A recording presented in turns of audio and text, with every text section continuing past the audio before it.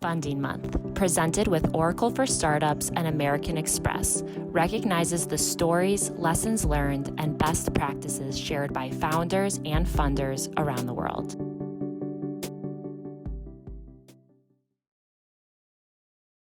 Oh, good day, good morning, good afternoon, good evening, wherever you are looking at us.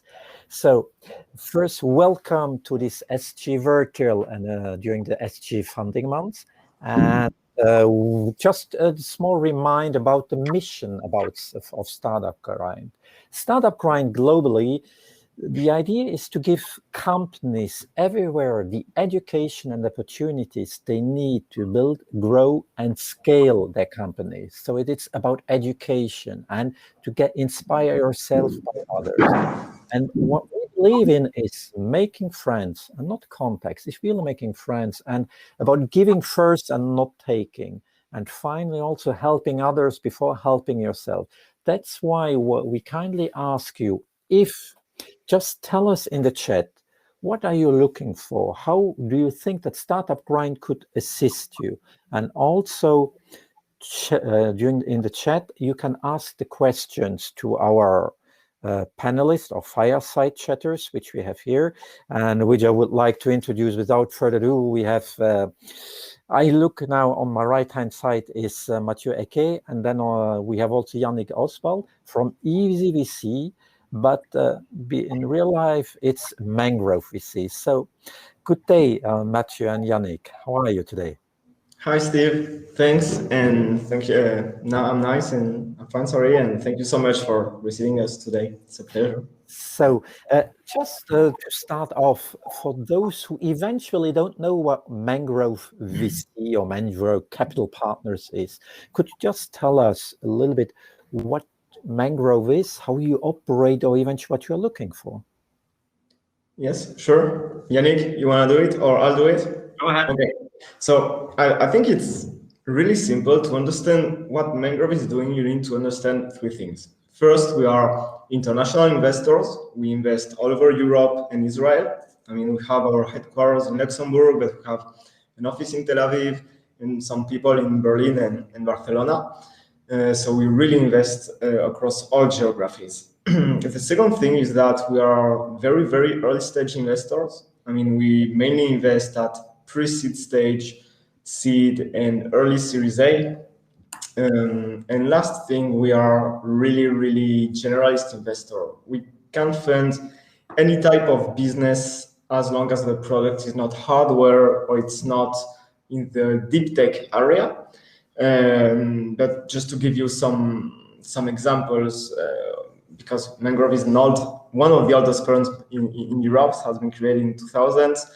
Mangrove has been an early investor in big success stories like Wix, Skype. We also have great companies like K-Health, and we have very, very different spots. I mean, we invested in audio entertainment, digital health, web toxicity, cybersecurity, telecommunication, and we have some swift spots, for example, the silver economy or the audio technology, voice technology that Yannick is expert about.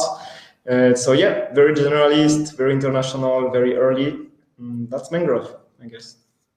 Let me just add one thing here, and I think that's important for the entrepreneurs out there.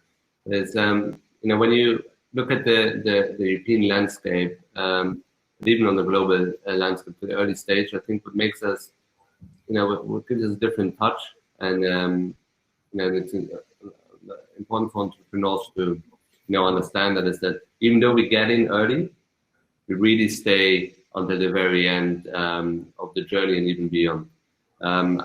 We have an active board role, and we actively reinvest in businesses until aggressively say 100 million, but we keep on investing until a billion.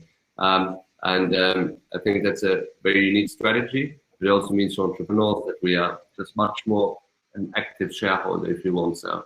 And this, to get this from an early stage investor might be a handy plus for many entrepreneurs out there. And on the other hand, I mean, how do you do you have a specific size for your portfolio, or do you, because I guess that there's an old saying which says that you need to do 10 investments, 7 of them they are dead, 2 of them are living deaths and a death, and 1 is the jackpot. So how do you spread, or how do you build up your portfolio? Do you have something specific in mind, or do you have a scale? Do you have a size? Yeah, I think it's a brilliant question. And I think it defines very well what venture is about, and it's actually this portfolio construction is the DNA of every single venture fund. Meaning that we've been here for 20 years, we're investing on our 6th fund now, means that we got something right about that in the past, and I think we're even getting better every fund, and we see it in our results. So how we look at it is twofold. So number one is we have, I'd say, yes, you have one company that is a massive success that makes us and our investors happy.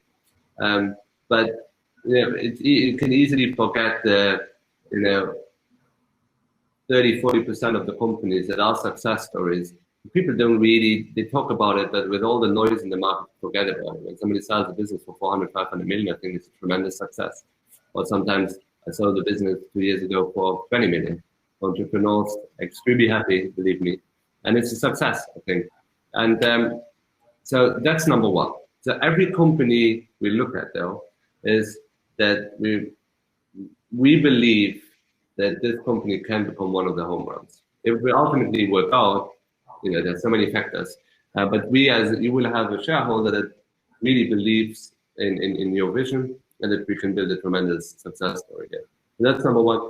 Then number two, in terms of portfolio construction, it's all about balance, meaning we often go back 1/3 of the companies we back up pre-launch. So it's basically an idea. We have a belief in it, the founder believes in it, but there's obviously much risk involved. And so naturally, I think in a healthy early stage portfolio, and this is overall market data, so 30 to 40% of the companies, the ideas just don't work out. You do everything, you had a great time, just doesn't work out. You have, I'd say, around 50 who work out, they become good businesses. Then out of that, you have 4 or 5% who really become the home runs you mentioned. Our job as venture capitalists is to help the entrepreneurs, everyone, along the journey, but most importantly, to reinvest in the businesses that become these outlier businesses. And this is exactly what will drive our financial return. And then I'm taking already a few questions which I see popping in, and also some which I have prepared. The other thing is, what does a venture in terms of resources have to bring on the table? I mean, okay, you come in early, but very early, maybe the venture doesn't have the resources they need in order to grow or eventually to develop to a certain stage. What do they need to bring on the table? For example, I take an example. I'm on the board of a fund which has been built up by business angels, and there the partners are all business angels. And the idea is to say, okay, we only invest in projects where the project is a serial entrepreneur, and he or she brings a certain, let's say, more than X amount percentage on the table. One of the partners the sponsor brings the other X percentage, and the fund is then matching and doing the follow-on investments. What are your criteria, or are there any criteria for if you have a venture which comes to you, pitches to you, and is interesting, do they have to bring something on the table? Yes. In terms of resources. Great question again, and yes, they definitely do, and we as well. So let me look at two sides of the equation. Number one is, we call it internally the package. is when we back a company, and I wrote about that on my blog, which I think it's yannickoswald.com. Everybody should have a look. It's 5 things. So number 1, a big vision, right? So that's what the question we talked about before is, does this guy, is he this woman, are they really thinking big, or do they want to build a very good business, 10, 20 million revenues? It's my previous startup is a business like that, and it's a very healthy business, and people involved have a great time. That's obviously not the type of company we're looking for. So that's for us, that takes time by interacting with the founders to get that. The second point is, do they have and I think at a very early stage that's extremely important, is the storytelling skills. Can they tell you a story that you are so excited by that you really keep on thinking about it and tell your friends about it? I often ask Matthew, it's like, so what companies did you think about last week? He's like, well, this company doesn't get out of my mind. It's like, really? It's like, yeah, something is about. So keep on digging. The second point is, you also, this story will allow you to get employees that are good, will get you PR exposure, good quality PR exposure, will get you, basically creates this hype around you. And then the third point is product excellence / execution skills. So can these guys actually, often they don't have a product, but they have at least mocked up something that looks slick, and when we talk to them, they understand how to build a product and what they're looking for. And also, do they have the execution skills? That's more a subjective question. Obviously, having a serial entrepreneur, it takes out some of the question mark of the equation. You say, okay, they know how to run a business, but it's something we are looking at and trying to understand. And then I think the final point is, does the deal make sense? Do we think, how the deal stands with the capital we would invest? We can bring them to a stage where we will have, a good return, the founders will have a good return, and that's the overall dynamics make sense. Everybody around the table is happy. So I think these are the elements we look at, and I think serial entrepreneurs, when I got into this industry, one of the mistakes I made was, well, not mistakes, but the things I always looked at the CV. I said, oh yeah, this person, this, that, and that. Then I looked at some of our founders that were extremely successful. So, well, it doesn't make much sense. So I never have bagged these guys based on their CV. And so I think, we don't look at it. We actually don't care who you are, where you're from. It's essentially what we believe you can do and what you want to do. Now, I think, let me just add one more thing here. The question is also, what do VCs bring to the table? How can they, why does the founder work with Mathieu and me, for example? And it's very simple. There are two things that we really commit to, and then there are other things we do around, but it's more non-tangible. It's very tangible, but it's more, I think, I don't know if we're going to do it or not. It depends on the needs of the founder. So 2 things. Number 1 is strategy setting. We look at companies all day long, all the time in the tech industry, and we have a pretty good network globally. So we know a bit what it takes to get what this next stage for a company means, where they could raise additional funding if needed. So that's something we work on with the fund as well. And then when it comes to fundraising, we are very involved, meaning helping the companies, opening up our network, and being in their face that this is going to happen. Now, these are the 2 things we commit to around. I think being just the first call of a founder, helping with recruitment, helping interviews, all the things we do on an on an as-is basis. Basically, does the founder want it or not? Can we be helpful? But it's not something what I would define what we need to bring to the table. Matthew, anything to add? No, I mean it's complete. He just answered perfectly to the question, so nothing to add on this one. That's good, Dan. Good, well done, well done. And then there comes another one. There are others. We have, okay, this is how it is, what they need to bring on the table. I mean, the stickiness factor and so on. Then there's the issue, when would be a good time in their life cycle to get in contact with you. Mm-hmm. But you want to take it, or I take it? Yeah, I mean, it depends from the stage. I take it, and then you add some things in it, because obviously you have more experience than me. But yeah, it really depends on the stage of the company. I mean, if the company is pre-seed, seed, or Series A, obviously, I mean, there are different moments in the life cycle.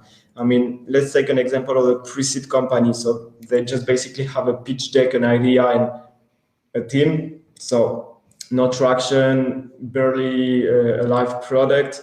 So these guys can reach out just with their idea, their vision, and maybe some hypothesis or some market validation. I mean, if they are ready to launch something, and if they fit some of our areas of conviction, I guess. So for this one, they can reach. For a seed company, I mean, for a seed company, we are interested in a company with a product live, but seeing early signs of traction. Even if the business model or the revenues aren't there, that's not the problem at the moment. We really want to see an early product that customer enjoy, or that could be a massive sticky product with some killer features or some ideas. So at this stage, we are really at seed stage, really product focused. So that's the case. And I would say, and of course at seed stage, we really see the traction. So number of clients, customer feedback, and these kind of things.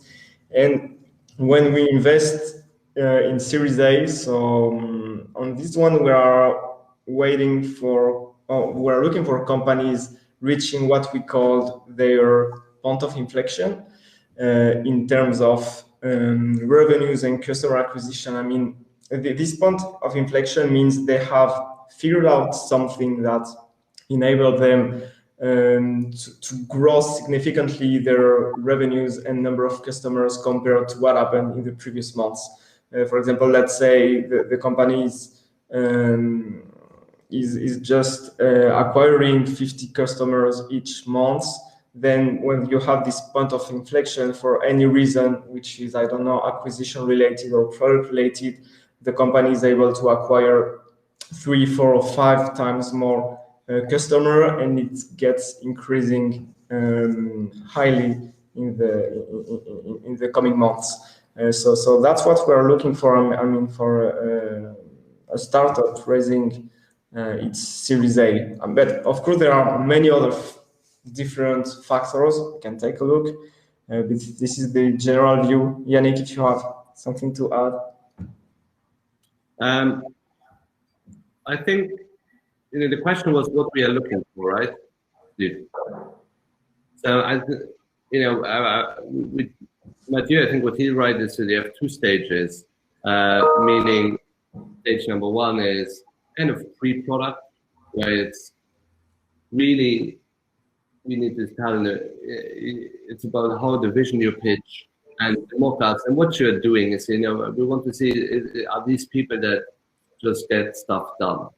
And this is aligned with some of our themes that even helps.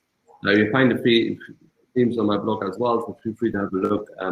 The second point is then you have the product out there, and then it is, we don't really care about revenues that much, especially in the consumer space, but it's like, have they figured something out? So I think retention is probably from a metric perspective, we want to have a tangible answer, something I'm at least obsessing with. But can we see, some type of inflection point, meaning you drop money in there, we have at least for some time an idea how to grow that business. That changes all the time, but have they figured out something out and implemented a certain insight that nobody else kind of has? Now, if we take a step back, it's essentially, when should they reach out to us? I think is as early as possible, meaning sometimes, why? Because they want to be top of mind of the VC. You send your idea, just keep them informed, and make sure you have all the time when you reach out. It's like, when you buy something, you as an investor, you want to see something, something growing, changing. You want to get excited about it. So make sure you have, and that's what we tell our founders as well, doing fundraising processes. So what are the news you're going to drop the next 1, 2, 3, 4 months on a regular basis, and really plan that kind of. I think it's extremely important, and I think it's very human behavior from investors to basically be looking for that. One of my partners, Mark, once said, he's like, this company, they're doing something new, every time something is happening all the time. You see the energy in that business. And I think that's the message you want to get across. Okay, thank you. And then there's also the question coming in, because, I mean, I've been in the business for quite some time, and also now we've seen the ecosystem evolving, especially in Luxembourg. You have this ecosystem on nearly a hype about the buzzing, about startups and so on. And it's a little bit too, for me, it's a little bit too much cocooning about them, but we'll see. The thing is, you also have, I call it a cottage industry around the funding. You have those so-called consultants or advisors. Should a venture, if they are in the process of launching, or if they are launching and so on, should they use this kind of service providers to get in touch with you, or do you prefer that they come directly to you by themselves? I mean, do they need an introduction to get into touch with you? So I'd say they don't need one.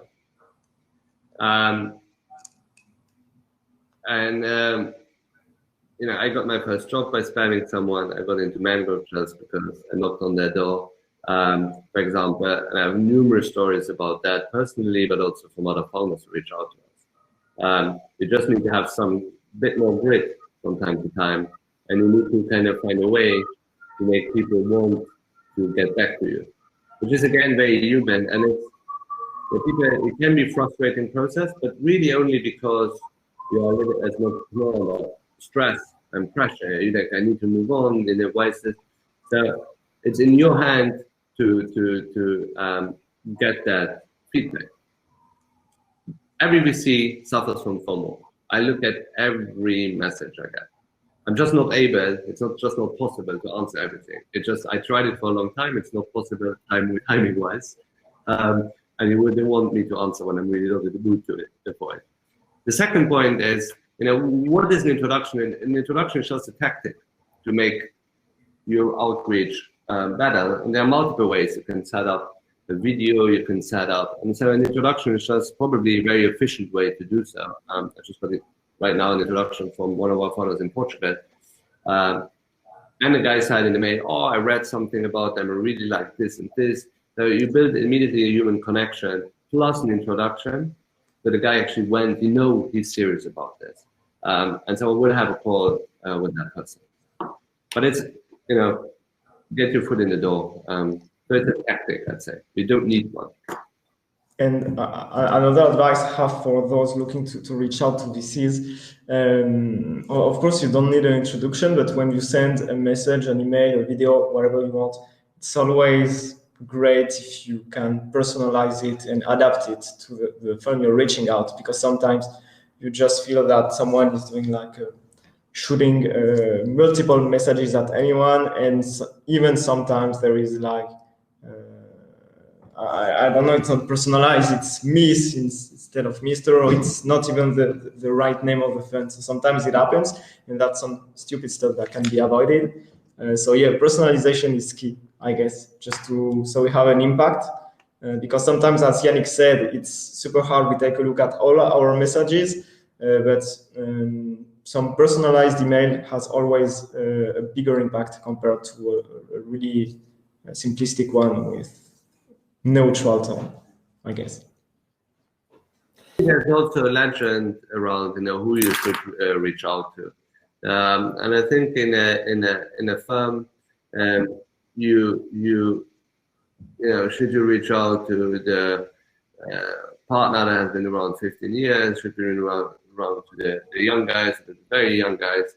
Often say, your success rate is often higher with the younger team members because they just are more have a little bit more space. So, and I suggest, usually should you reach out to me or Mathieu, it doesn't really matter. But Mathieu is perhaps a bit nicer from time to time, so you should don't underestimate that. We do everyday catch-ups. So if your business is exciting, we're gonna have all the chat about it. There's one which is linked to that is personalize. You need to reach out. You need to do your homework before on who you are reaching out to. But the other thing is, there's also a question about, okay, what should I provide in the initial reach out? Shall I already provide, between quotation marks, my pitch deck or fully fledged business plan, or shall I just use a teaser to get you interested in? What is your preference?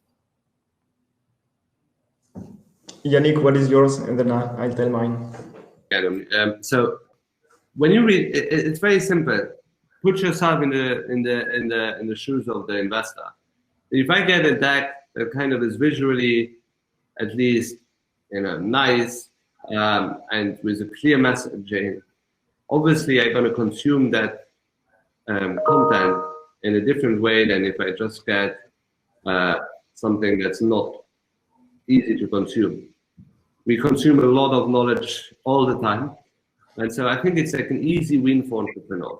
Try to put some effort in it and think about it. If I get something from someone, what would I find more attractive to consume? Then if it's a match, that depends. Obviously, does he look at it? Does he want to do early stage business? There's many things, and that's like with everything in life, right? If you reach out for a job, if you reach out. So I think put some effort in it. It's an easy win. And I think it's just, again, very natural, very human. I would just want to try and demystify this outreach. It's just like outreach into anything else if you want something. Yeah, same. I would say the typical email I like to receive from a founder, it contains a pitch deck or a teaser. A business plan is maybe too early. And I mean, if we are interested, we will ask for the numbers, obviously. So, I mean, if the founder can focus on a nice and easy to understand deck, as Yannick mentioned, that's a key point.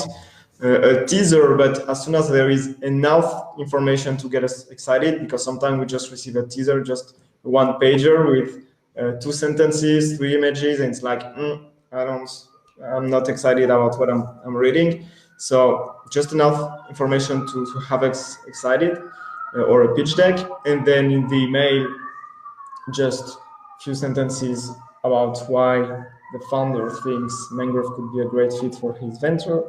And that's it. Yeah, keep it simple. And there comes now some follow-on. Yeah, sorry. Sorry. There comes some follow-on ones. That is, okay, keep it simple, keep it personalized, do your homework, whom you're reaching out to. And then there was the question, okay, what format should be their teaser? I mean, should it be an attachment to you, or do you prefer a link to an attachment? Do you prefer a link eventually, as you said, to a video, to a visual part, or shall it be in the mail you are receiving? What is your preference, if there is any preference? If you give me something visual to look at, like every human, it's just much easier again to consume. But would be my preference is a mail or message on the blog, or even a LinkedIn message. I prefer a little bit less because it's just less consumable because you get many. So where you put a couple of short bullets, what have you achieved? If you're pre-launch, it's more difficult. If you're post-launch, I'm a restaurant POS. I have X restaurants onboarded. We have X transactions, and that's the transaction volume. It's like, wow, and this in 4 or 5 months, Jesus, right? They achieved something. And then you attach, that's number one, the bullets what you achieved, or we have a little bit product, or we did that in the past, in your past achievements, if you don't have current achievements. So get someone excited, it's like the elevator. And then you add a small deck with a couple of slides where you basically explain the problem you're solving, most important, the problem you're solving, how you're solving it, what's your action, what's your insight to make that problem, to solve it. Could be just a product, a need that needs a product. Could be you have a product that's much better, has a distribution channel that works so much better than anything else, and you can scale the thing rapidly. And then afterwards, perhaps a word on the team in the deck, and you basically your next steps, what you're planning to do. That's what I would do. If somebody likes your idea or is intrigued, you would have a call no matter what stage you're in. What is your preference? Yeah, same. I mean, about the format, I don't have any preference. As long as the format is good and easy to understand. Sometimes we see amazing videos, sometimes we see cheesy videos, and same thing with pitch deck, articles, links. So, I mean, I don't have preferences on the format. As soon as it's easy to understand and to download or whatever. Thank you. And okay, now we get the venture has your interest. Gets you slightly excited, has tickled you a little bit. So what can they? Because that's I'm taking the question a little bit, but I try to put them in some perspective. What could they then expect from your side? Okay, they got you interested. They got in touch with you with one way or the other. What would be the next step that they should be prepared to? Yannick, do you want to answer this one? You will most probably have a chat with that person. And then in that chat, it's one thing you should focus on, really the story you're telling.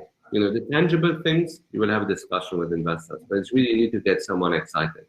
And depending on the stage, the very early stage. At the later stage, you will have the story is equally important, but with more discussion around your numbers. A good investor will help you, guide you, give you feedback. You can say, hey, I'm going to work on it, I'll come back. And that would be focus on a lot, even if we don't end up investing. So I think it's a conversation, but make sure, and it's so difficult, and no founder, even our founders, we have to push them when they go for fundraising. Get this story ready, tell it. We even do the exercise internally about telling our story of Mangrove, because it's not an easy thing to do.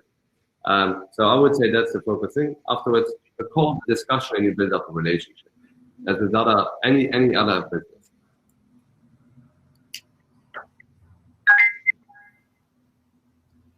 Mathieu.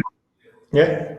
No, I mean, same. Once they get us excited by their teaser deck or whatever, there will be this first call, and of course we are super focused on the story, on the vision, on the team. There is this first impression that the team makes to the investors, and that's a key thing. And of course, that this first impression is made of their vision, of how they present their product, on what they show, how clear they pitch their idea, how clearly they pitch it. I mean, no, it's just this first impression, and no need to show us all the Excel with all the lines and formulas. We really want to see the team, the product, the story, and then if there is this second phase or the second part of excitement, we will dive deeper into the metrics and the back office of the business. We have now this part, and then because from the questions I get, I feel a little bit of insecurity in front of some major player like yours. Then the question comes, okay, when you have this one, you have the interest, you have had the first contact, and you're still excited.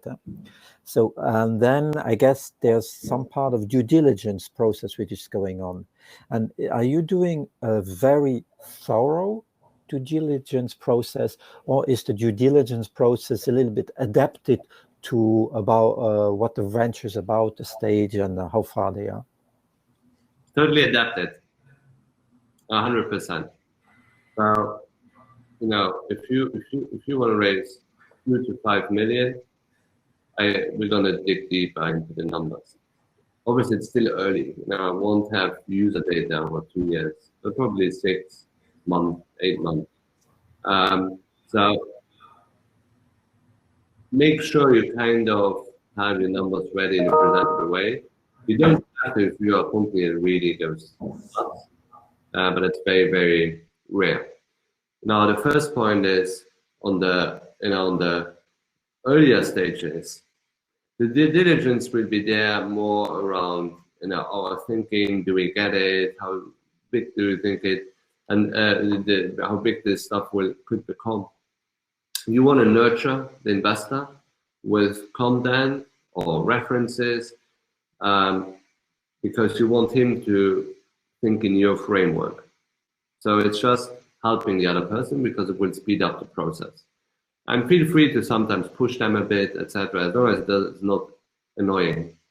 Investors, and it's the same when I raise a fund, sometimes you don't hear back from them from time to time because they are busy, right? So it's a process. That's why I'm saying when should they reach out as early as possible, because you it just helps you down the road when you go fundraising, because you don't need to. Everybody needs some time to digest something. Sometimes in the beginning I wanted to take a decision on the day. Now I'm like, let me 3-4 days digest this to see. It keeps me excited. If I really get it, I ask some people. I do my own research. So that's why you want to reach out relatively early. That's my take on it.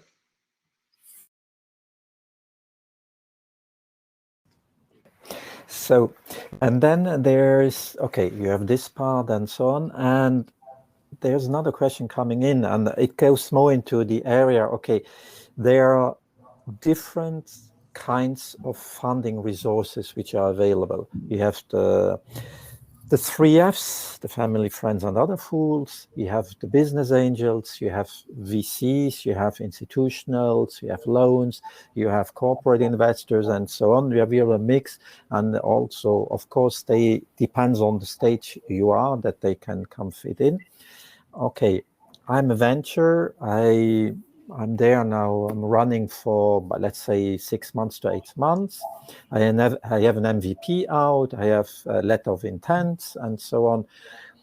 My revenue, but you cannot call it revenue because it's an MVP which is out. Okay, but I have paying users. Let's call it like that, which is for me not really. I'm still in the prototyping phase in touching the nuts and bolts. Okay.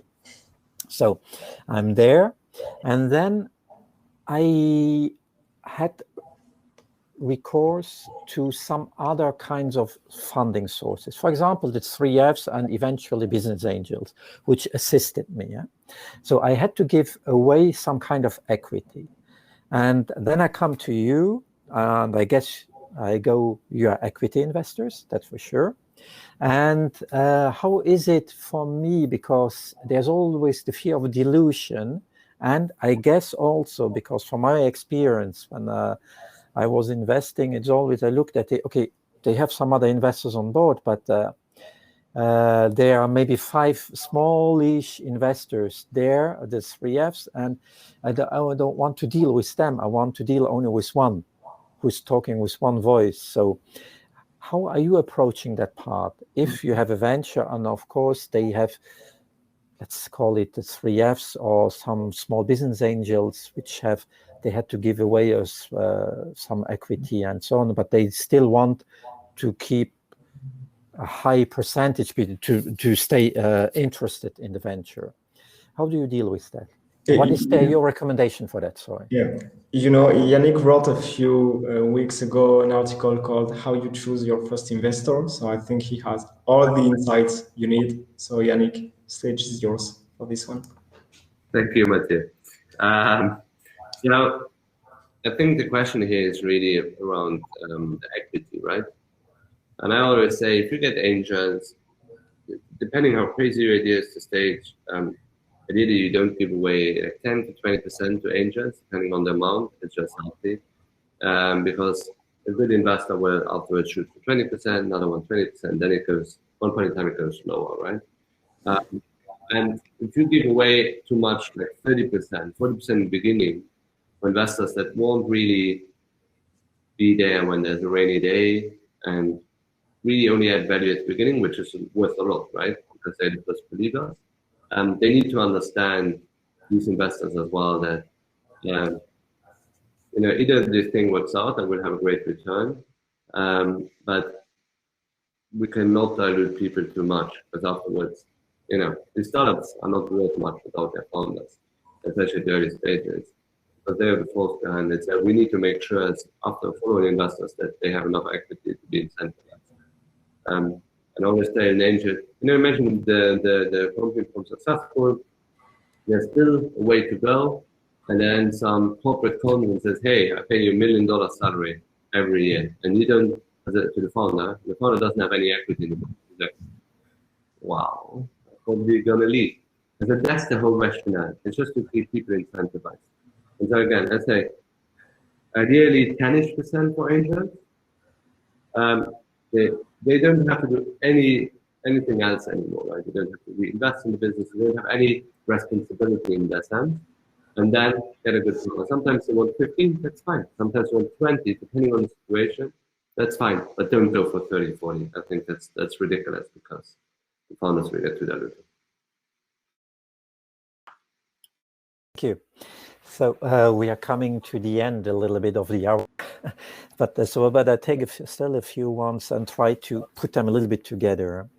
So, and then comes the question, it has also been mentioned already about the exit.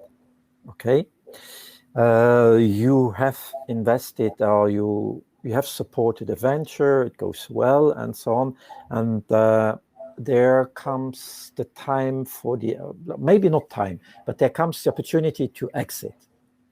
And for me, it was always difficult.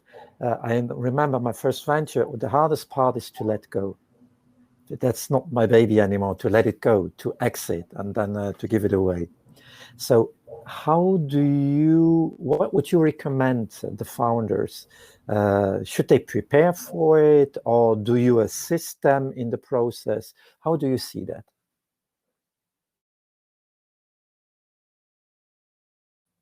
You're muted, sorry. Sorry. I think there are two things to it. Number one is, we will always push a founder not to sell if we see value increase in the future. That's proportionally much, much higher than what we could get now for venture.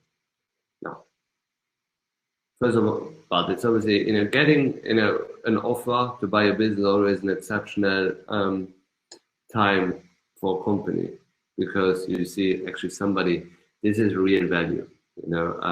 Somebody really wants this company, and it changes everything. Before and after, it's a different game. How you look at your business, how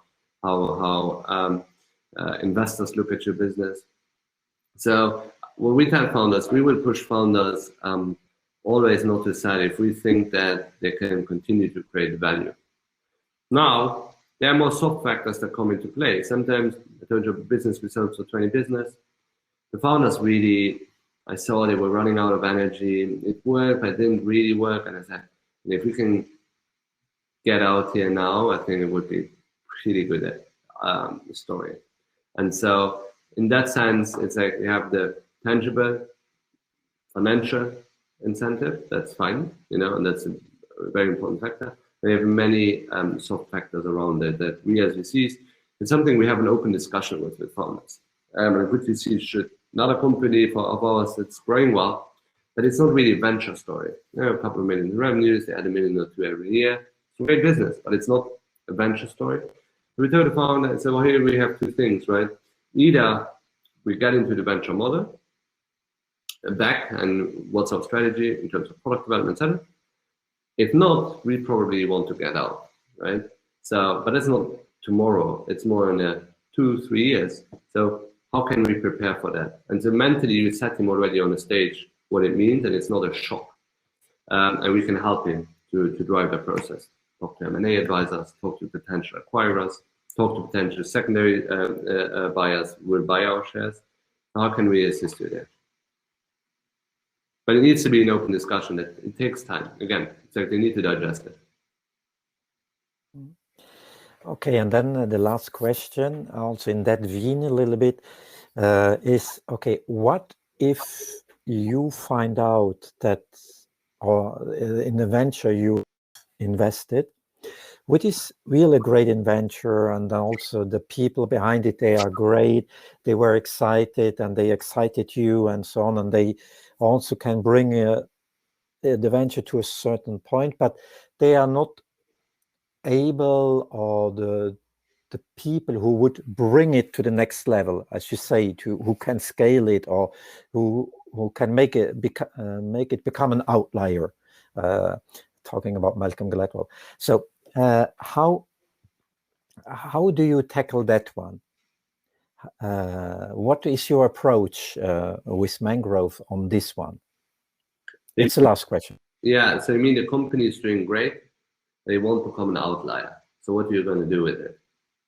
And I think it really is the same answer than to the previous question. Is you will have an open discussion with the founder, saying we'll probably need to get out here at one point in time. The key here is to do it well in advance, and to be very transparent with founders. We have seen it sometimes where it didn't happen. And you need to do it, and if you do it like that, everybody around the table understands it's actually a pretty good process that drives value for the company, for the founder, but also for the investors. And so that's how I look at it. I mean, many companies are like that. But I would add to that, there are also sometimes companies where you have the feeling, not sure this will go on for much longer time. You might want to get out now, everyone, and find a good house, where to park the car. And that's also again a discussion you need to have with founders. It's essentially, it's a kind of, as we see when I look back, it's like you need to be able to read the business and be able to push and let go at the right time. And you see sometimes you should fundraise now because of various reasons. And when your founder is so much in the business, it's difficult to have the helicopter view. So as we see, I think it's an important part what to do, and it's actually where you can also have serious impact on the business, most impact. Great, thank you. So, and then the last question really is, as one of the values and the missions of Startup Grind is to assist and help. What do you think that the Startup Grind, I mean, the whole Startup Grind community could assist you with? If there would be something maybe there's nothing, but what is now on the top of your head, or top of your mind, what could the Startup Grind community bring you? Great companies. Okay, great. We are looking for. I would say the same, connecting us with the best founders have ever seen. That would be amazing, of course. Okay, great. Thank you very much. So thank you to Mathieu and Yannick for your time and your office hours to have put them in the under the emblem of Startup Grind. So thank you very much. Thanks to you, Steve. Thank you. Thanks. Bye. Thanks, everyone.